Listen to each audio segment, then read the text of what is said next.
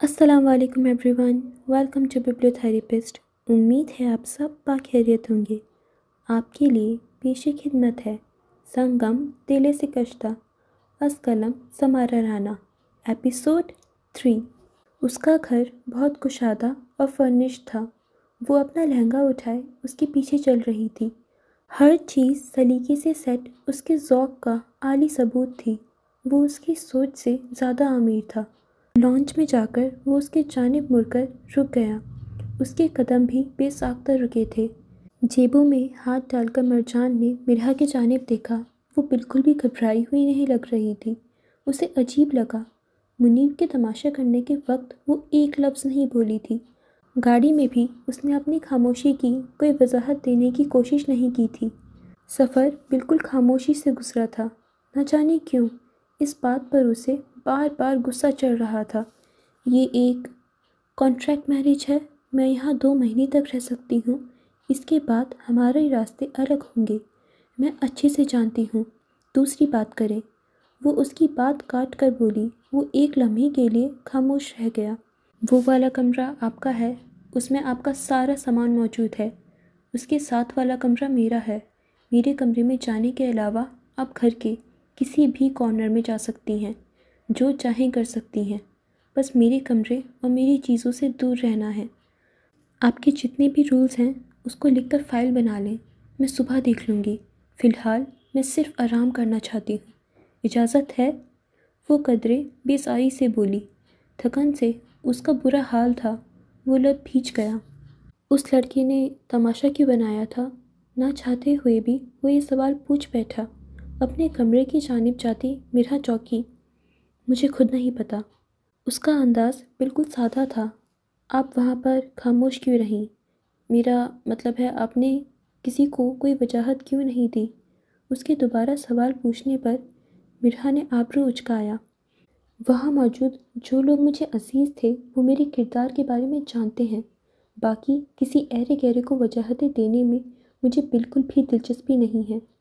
उसकी बात मरजान को बहुत बुरी तरह चुभी। आप इस घर में मेरी बीवी की हैसियत से खड़ी हैं। इतने लोगों के दरमियान आपको बीवी बनाकर लाया हूँ। इस घर में बेशक हम अजनबी हैं, लेकिन बाहर आप मेरे नाम से पहचानी जाएंगी। मैं नहीं चाहता मेरी इज्जत पर कोई हर्फ आए। आपका उससे जो भी ताल्लुक़ था, मेरा उससे कोई ताल्लुक़ नहीं, और ये बात दोबारा नहीं दोहराऊंगी। क्या अब मैं सो सकती हूँ? वो तल्खी से बोलती बगैर उसका जवाब सुने कमरे में जा चुकी थी। पीछे मरजान शशदर खड़ा रह गया। मिरहा के हवाले से उसके दिमाग में बने खाके पर वो जैसे स्याही गिरा गई थी। मरजान की पहली राय ही उसके बारे में गलत साबित हुई थी। उसे लगा था वो कोई डरपोक लड़की होगी जो इस सब के बाद रोने में वक्त ज़ाया करेगी, लेकिन मरजान के सामने उसने एक भी आंसू नहीं बहाया था। ना वो उसका रहन सहन देख कर उसके पैसे से मुतासिर हुई थी। I like it. वो बड़बड़ाता हुआ अपने कमरे में चला गया। मिरहा का कॉन्फिडेंट अंदाज उसे पसंद आया था। रात की स्याही को अपनी रोशनी में छिपाए सूरज पूरे आबोताब से तुलू हो चुका था। एक अजीब से शोर की वजह से उसकी नींद में खलल पैदा हुआ था, जो उसे बेदार होने पर मालूम हुआ कि कोई ज़ोर ज़ोर से दरवाज़ा बजा रहा है। उसने आंखें खोली तो याद आया उसकी शादी हो चुकी है। उसने वक्त देखा तो 12 बज रहे थे। वो बेजारी से उठी, अपने कपड़े दुरुस्त किए, बालों को जूड़ा बनाया और दरवाज़ा खोला। सामने ही मरजान खड़ा था, रफ ट्राउज़र और टी शर्ट पहने। वो शायद वर्कआउट करके आया था, क्योंकि उसकी शर्ट पसीने से भीगी हुई थी। बाल भी माथे से चिपके हुए थे। उसने हाथ में कोई ड्रिंक थाम रखी थी। आप घोड़ी बेचकर सो रही थीं। उसका तंज मिरहा को बुरी तरह चुभा था।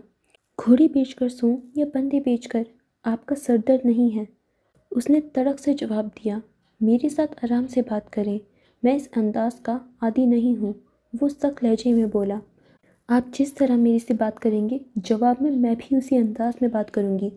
आपको जो अंदाज पसंद है, आपको पहले खुद अपनाना पड़ेगा। उसने भी उसी अंदाज में जवाब दिया और मुड़ गई, लेकिन उसकी कहानी मिर्जान की गिरफ्त में आई थी। मैंने आपसे शादी करके आप पर एहसान किया है, उसने जताया।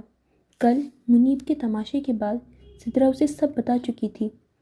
आपने मेरे से शादी नहीं, कॉन्ट्रैक्ट मैरिज की है और उसमें दोनों फ्री का फ़ायदा होता है। मुझे नहीं मालूम आपका क्या फ़ायदा है, लेकिन बगैर किसी मुनाफे के तो आपने भी कुछ नहीं किया होगा। वो ठहरी और झटके से कौनी छुड़वाई। तो इसलिए दोबारा मुझे कुछ भी जताने की ज़रूरत नहीं है।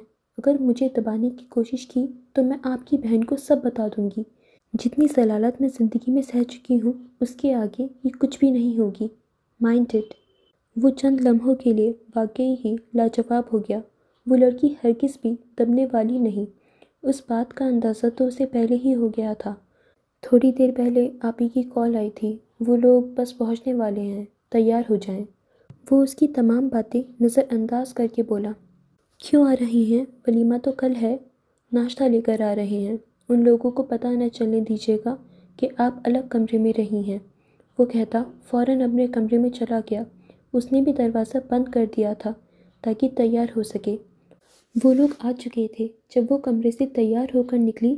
हल्के गुलाबी रंग के एम्ब्रॉयडरी वाले सूट पहने, बालों का जूड़ा बनाए, वो बहुत सादा नज़र आ रही थी। मेकअप के नाम पर गुलाबी रंग की लिपस्टिक लगा रखी थी।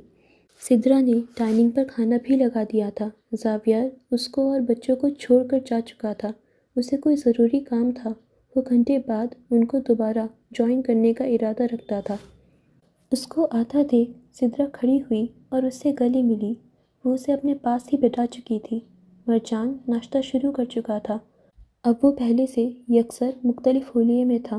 Blue jeans, brown T shirt पहने वो फ्रेश नज़र आ रहा था। तुम इस कमरे से क्यों निकली हो? सबसे पहला सवाल सिद्रा ने वही किया था। मिर्जान के हलक में निवाला फंस गया। मेरा सामान इस कमरे में था, बस तैयार होने गई थी।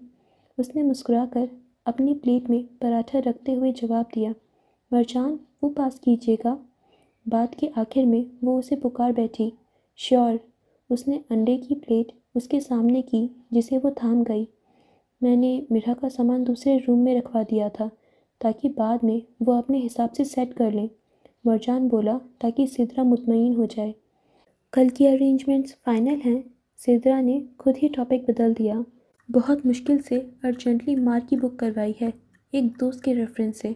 आपको तो मालूम है मेरा सर्कल कितना बड़ा है, किसी चीज़ की कमी अफोर्डेबल नहीं। वो दोनों बहन भाई कल के फंक्शन की गुफ्तगू में मसरूफ़ हो चुके थे। वो खामोशी से नाश्ता करते उनकी बातें सुनने लगी।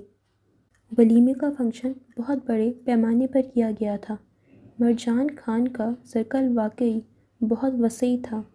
वो स्टेज पर अकेले बैठी हुई थी। लेवेंडर कलर की घेरेदार मैक्सी जिस पर सिल्वर कलर का काम था पहने वो किसी गुड़िया के मानंद लग रही थी।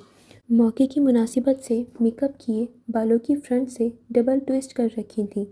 बाकी बाल कर्ल्स करके दोनों जानिब से आगे किए हुए थे। सुरमई आंखों वाली मिर्हा मरजान खान कई लोगों की नज़रों का हिसार बनी हुई थी। मरजान यहाँ से वहाँ फिरता, कभी किसी से मिल रहा था, कभी किसी से। ब्लैक टैक्सीडो और ब्लैक लोफर्स पहने वो बहुत हैंडसम लग रहा था। कलाई में राडो की घड़ी पहने, बालों को जेल से सेट किए, एक हाथ जेब में डालकर वो किसी की बात पर मुस्कुरा रहा था। मिर्हा ने नज़रें फेर कर सिद्रा और अबीहा को ढूंढने का चाहा, लेकिन उसकी आंखें एक मंजर पर टिक गईं। वो चलता हुआ उसके जाने आ रहा था। वो यहाँ हर शख्स की मौजूदगी का गुमान कर सकती थी, सिवाय इसके। हमज़ा अब स्टेज पर चढ़ता उसके सामने आ खड़ा हुआ था। उसका सांस हलक में अटक गया। वो बेइख्तियार खड़ी हो गई। जब मुनीब तमाशा लगाने से नहीं हिचकिचाया तो वो तो फिर हमज़ा था। वो यहाँ क्यों और कैसे था वो नहीं जानती थी। क्या फुप्पो भी आई थी? उसे बिल्कुल भी उम्मीद नहीं थी कि वो लोग आएंगे। खौफ से उसका चेहरा पीला पड़ चुका था। इतने बड़े मजमे में वो अपनी इज्जत का कबाड़ा नहीं कर सकती थी। हेलो कज़न डियरेस्ट, वो कमीनी मुस्कुराहट के साथ बोला। वो कुछ बोल भी न सकी। हॉट लग रही हो। वो एक कदम आगे बढ़ा। बकवास बंद करो, वो गुर्राई। आहा स्वीट हार्ट, इतना गुस्सा अच्छी बात नहीं। इससे पहले वो उसका जवाब देती कोई उसके पहलू में आकर खड़ा हुआ था। फिर उसने अपने कंधे पर हिसार महसूस किया था। उसने चेहरा मोड़कर देखा। वो मरजान था। उसके अलावा और कौन हो सकता था? वो उसकी जानिब नहीं देख रहा था। उसने अपनी नज़रें हमज़ा के चेहरे पर गाड़ी हुई थीं। आपकी तारीफ़? मरजान के चेहरे पर मुस्कुराहट थी, लेकिन आवाज़ निहायत सर्द थी। हमज़ा, मिरहा का कज़न। उसने हाथ आगे बढ़ाया, लेकिन मरजान ने नहीं थामा। वो उस रुख पर खड़ा था। कोई ये हरकत नोट नहीं कर पाया। हमज़ा का चेहरा फीका पड़ा। मेरी बीवी तुमसे बात करने में इंटरेस्टेड नहीं है। उसकी मुस्कुराहट गायब हो चुकी थी। वो आगे बढ़ा और एक हाथ उसके कंधे पर रखा। इसलिए दोबारा मेरी बीवी के आसपास भटकते हुए नज़र न आना, वरना उठाकर बाहर फेंकवाने में 1 सेकंड नहीं लगाऊंगा। मरजान ने उसका कंधा जोर से दबाया। उसमें वाज़ेही वार्निंग थी। और हाँ, बहन की शादी का खाना खाकर जाना। उसने लबों पर तपाने वाली मुस्कुराहट सजाकर कहा। वो सुर्ख चेहरे के साथ पलटकर मार्की से निकलता चला गया। मरजान मिरहा का हाथ थामकर उसे वापस बैठा चुका था। फिर उसने वेटर से उनके आगे खाना लगाने का कहा। मिरहा ने अपना हाथ को देखा जो उसने अनजाने में थाम रखा था। उसने आहिस्तगी से छुड़वा लिया। ओह सॉरी, वो महसूस करता हुआ बोला। वो बस हल्का सा सर हिला गई। रात वापसी पर उनके दरमियान कोई बात नहीं हुई थी। आते साथ वो दोनों अपने अपने कमरों में चले गए थे। सुकून भरी नींद लेने के बाद अब वो उठकर तैयार हुई थी। उसको शदीद भूख लग रही थी। तभी उसने अपना रुख किचन के जानिब किया। वहाँ मरजान पहले से खड़ा था। वो पहले झिझकी। उसे लगा वो जा चुका होगा, लेकिन फिर गहरी सांस खारिज करते अंदर दाखिल हो गई। उसने सलाम किया तो वो चौंका। फिर सलाम का जवाब देते वो सैंडविच खाने लगा। मैंने मुलाजिमा का कह दिया है, 2-4 दिनों में इंतज़ाम हो जाएगा। पहले मैं अकेला था तो मैंने मेल स्टाफ को तरजीह दी थी। आप शायद कंफर्टेबल ना हो, इसलिए मैं फ़ीमेल स्टाफ देख रहा हूँ। फ्रिज में नाश्ता पड़ा है, मैंने अभी ऑर्डर किया था। इसके अलावा तमाम दूसरा सामान भी मौजूद है। क्या आप 2-3 दिन तक खाना मैनेज कर लेंगी? उसने तमाम तफसील देते एंड पर सवाल किया। लेकिन मुझे तो खाना बनाना ही नहीं आता। वो इस कदर मासूमियत से बोली, वो देख कर रह गया। चले कोई बात नहीं, बाहर से ऑर्डर कर लेंगे। वो बात कवर करके अपनी बियर्ड अंगूठी की मदद से खुरचता हुआ बोला, अगर किसी चीज़ की ज़रूरत हो तो बिला झिझक बता दीजिएगा। वो बोलता खड़ा हो गया। Thank you. उसने हल्का सा सर हिला दिया। मैं कल के लिए शुक्रिया अदा कर रही हूँ। अब की बार मरजान के तासुरात बदले थे। असुसन तो आपको खुद जवाब देना चाहिए था। मैं दोबारा अपना तमाशा नहीं बनवा सकती थी। उसका चेहरा सपाट हो गया। और जो तमाशा वो भाई बार बार आपका लगा रहे हैं, वो उसको अब गुस्सा चढ़ने लगा था। मैं उनके आगे कमज़ोर हूँ, वो कहते फिर से नाश्ता निकालने लगी। मुझे तो अब तक आप खासी मजबूत लगी हैं। उसने मिरहा की ज़बान के जौहर देखे थे, तभी तंज करता हुआ बोला, जहाँ इज्जत खतरे में पड़ जाए, मजबूत से मजबूत औरत भी कमज़ोर पड़ जाती है। आपको अपने लिए स्टैंड लेना चाहिए। वो अब भी अपने मौक़िफ़ पर अड़ा हुआ था। किसके सर पर स्टैंड लूँ? स्टैंड वो औरतें लेती हैं जिनके पीछे उनको सपोर्ट करने वाले मर्द मौजूद होते हैं। मेरे पीछे तो कोई औरत भी नहीं। अब की बार वो बुरी तरह लाजवाब हुआ था। वो ट्रे थामे ऐन उसके सामने आई। मालूम है पहले और अब के ज़माने में कितना फ़र्क है। पहले बेटियों को ज़िंदा दफन कर दिया जाता था, अब उनकी ख्वाहिशात को दफना दिया जाता है। उनके ख्वाबों का कत्ल किया जाता है। ज़माना-ए जाहिलियत में सरेआम औरतों की इज़्ज़तें लूटी जाती थीं, अब घरों की 4 दीवारी में लूटी जाती है। औरतों के मामले में बस यही फ़र्क है जो हमारे माशरे में आया है। वो कहती उसके साइड से निकलती चली गई, जबकि वो अभी तक उसके लफ्ज़ों के ज़ेरे असर खड़ा था। शाम का वक्त था। वो थका हारा अभी अभी ऑफिस से आया था। गाड़ी पोर्च में खड़ी करता वो अंदर लॉन्च में आ गया। उसका दानियाल के साथ पार्टनरशिप पर एक तरह का कॉल सेंटर था। अंदर मुख्तलिफ कंपनीज थीं। उनका काम इंटरनेशनल लेवल पर था। दिन के टाइम वो सब संभालता था, जबकि रात को दानियाल। लॉन्च में कदम रखते उसे झटका लगा था। कमरे के बीचों बीच बड़े बड़े मुख्तलिफ कार्टन्स पड़े थे। उसने मिरहा की तलाश में नज़रें घुमाईं। वो गायब थी। वो चलता हुआ उनके करीब आ गया। सारे कार्टन्स पर से टेप गायब थी। उसने एक कार्टन खोल कर देखा, उसमें किताबें थीं। दूसरा खोला, उसमें भी किताबें थीं। तकरीबन 4 कार्टन्स में सिर्फ किताबें थीं, जबकि बाकी में कई किस्म के पेंट्स, ब्रशेस और कैनवस थे। एक डब्बा बिल्कुल पैक था। यकीनन उसमें पेंटिंग्स थीं। वो उन चीज़ों का जायज़ा ले रहा था जब वो अपने कमरे से निकली। उसको देखकर बेइख्तियार चौंकी। ये सारा सामान अबिहा के घर से आया था, जो अबिहा फूफो की तरफ से लेकर आई थी। ये सब उसने अपने पैसों का खरीदा था। उसने आगे बढ़कर कमरे में ले जाने के लिए डब्बा उठाना चाहा, लेकिन वो काफ़ी भारी था। मैं रख देता हूँ, वो कहता झुका और डब्बा उठा लिया। मिरहा ने भी इनकार नहीं किया और आगे बढ़कर कमरे का दरवाज़ा खोला। एक के बाद एक सारे डब्बे उसके कमरे में मौजूद थे। आपको किताबें पढ़ने का शौक़ है? उसने वहीं काउच पर बैठे सवाल किया जहाँ वो आखिरी कार्टन रखकर बैठा था। जी, लेकिन ज़्यादा नॉवेल्स, उसने जवाब दिया। और आपको?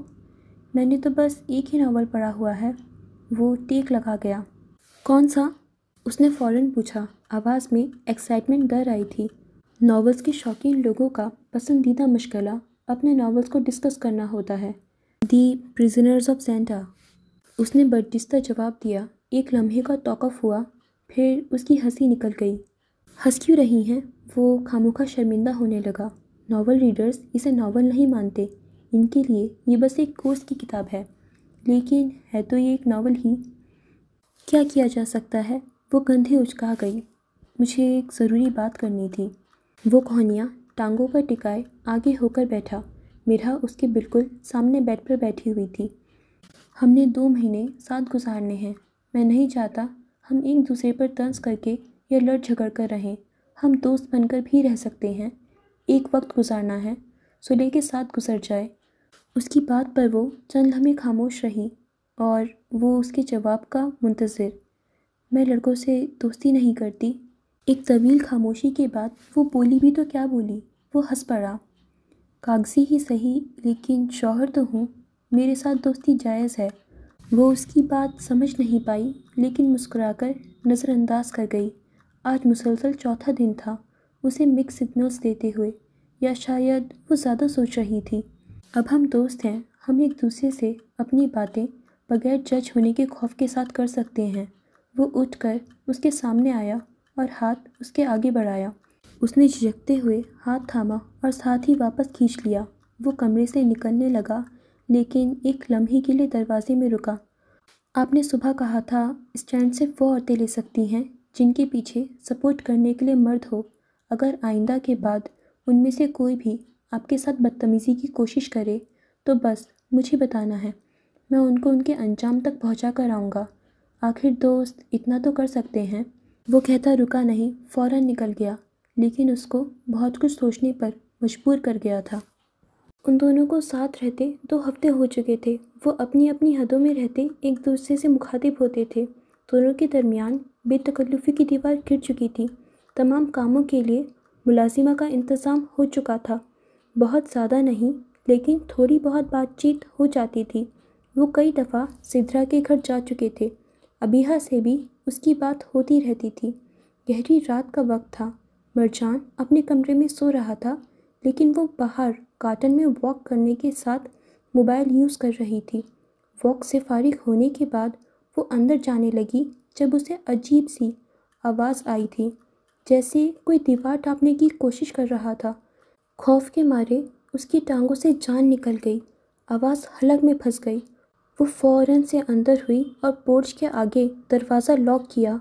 अब उसका रुख मरजान के कमरे के जानिब था। वो अंदर गई। अंदर ख्वाबनाक माहौल था। मिरहा ने उसे बाजू से पकड़कर झंझोड़ दिया। उसने आंखें मसलीं। क्या हुआ है? वो अभी नींद में ही था।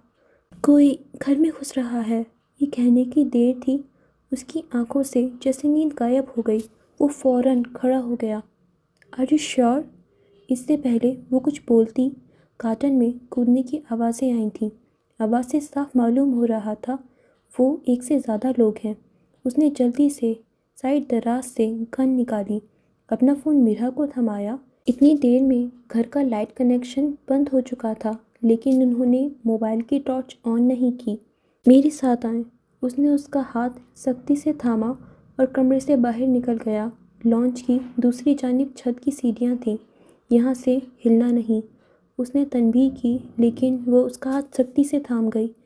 यहीं रुके ना, उसने झुंझलाकर हाथ छुड़वाया और लॉन्च के दरवाजे की जानिब बढ़ा, लेकिन एकदम उसके कदम रुके।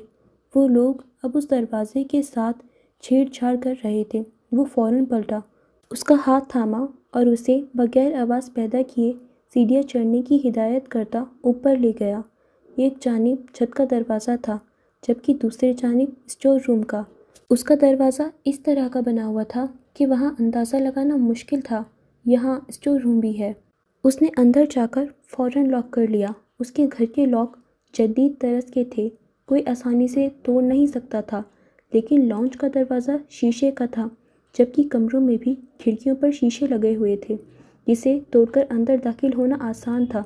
इस वक्त उसे स्टोर से ज़्यादा सेफ जगह कोई नहीं लगी। उसने स्टोर में पड़ा कुछ भारी सामान दरवाजे के आगे लगा दिया। स्टोर में वाहिद रोशनी खिड़की से आ रही थी, जो साइज़ में कदरे छोटी थी और स्टोर की इस जानिब बनी हुई थी जहां घर के बाहर से अंदर आने का कोई सहारा मौजूद न था। उसने फ़ौरन फ़ोन पकड़कर पुलिस को कॉल की और उन्हें सिचुएशन का बताया। नीचे से कुछ टूटने की आवाज़ आई थी। मिरहा काँप गई। उसके आंसू कब के रवाना हो चुके थे। अगली कॉल उसने दानियाल को मिलाई थी। उसे चंद हिदायत देकर कॉल बंद की तो उसका ध्यान मिरहा की दबी दबी सिसकियों पर गया। वो उसकी जानिब बढ़ा, जो दीवार से टेक लगाए रोने में मसरूफ़ थी। उसका जिस्म हौले हौले लरज़ रहा था।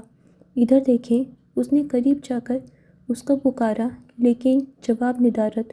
मिरहा, अब की बार वो सख्ती से बोला और दोनों हाथों से उसका चेहरा थाम गया। रिलैक्स, कुछ नहीं हो रहा, अभी पुलिस आ जाएगी।